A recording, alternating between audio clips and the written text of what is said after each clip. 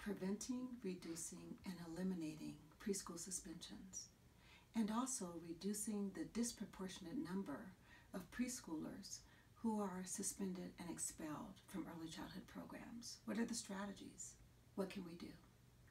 The first strategy is being aware of your own bias. All of us are influenced by implicit bias. We bring into the classrooms with us our own behavioral expectations, our own biases around groups of people, whether it's racial biases, ability, attractiveness.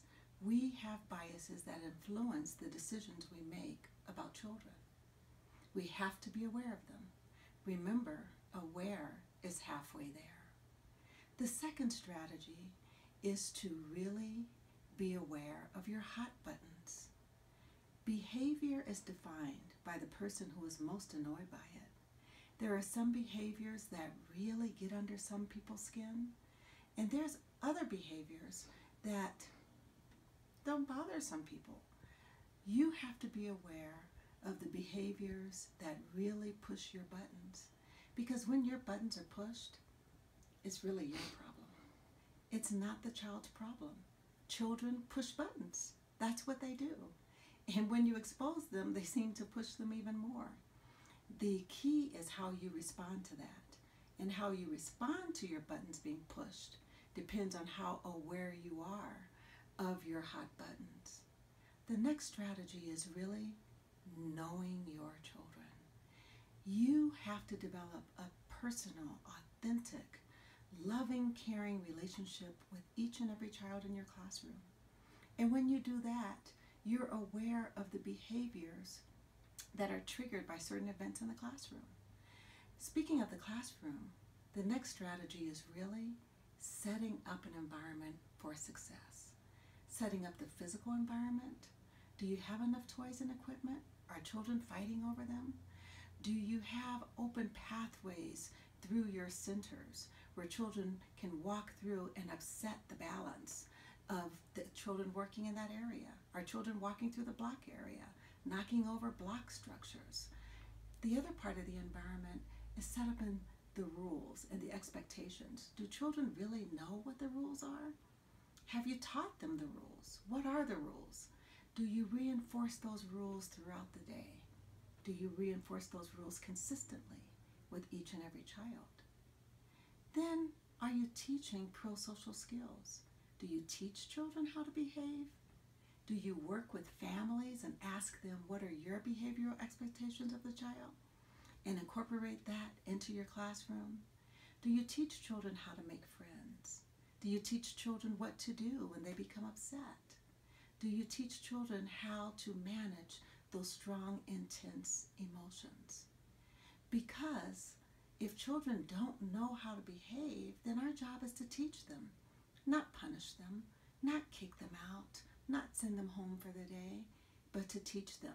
However, we can't teach them during those critical hot points, not when they're most angry, because then they can't hear you.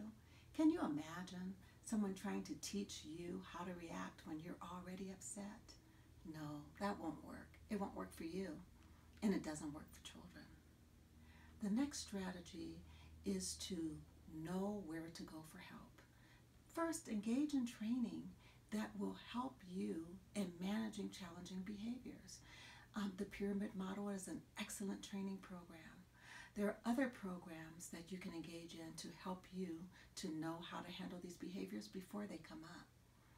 And also taking advantage of early childhood mental health consultation. If it's available in your state, find out. Have it as a resource. Post it somewhere. Post the number somewhere so that you know who to call, so that you can gain the assistance that you need. Another strategy is really understanding your biases in terms of critical reflection. Every single day, every day, you should reflect on what took place during the day, how things went, the decisions you made, how you made them, what buttons were pushed, who pushed them, and why.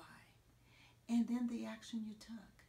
And ask yourself, was that the best way to handle that issue?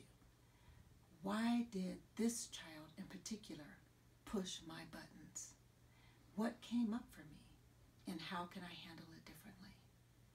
By incorporating these strategies, first being aware of your own biases, then being aware of your hot buttons, setting up your physical classroom for success, teaching children the rules and expectations of your classroom, teaching them the pro-social skills that they need, reflecting on your own hot buttons, and engaging in critical reflection throughout the day.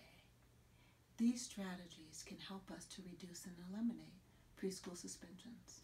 One of the things I want you to know is that children are going to be children. When they get upset, they're going to kick, scream, bite, throw things, cuss. That's what they do. They've only been on the planet for a short period of time. Unfortunately, when adults get upset, they do the same things. They kick, scream, bite, hit. What is our excuse as adults? In order to manage the difficult behaviors of children, the key is to manage our own. So being aware of our biases and our hot buttons are the two most critical strategies that you can use.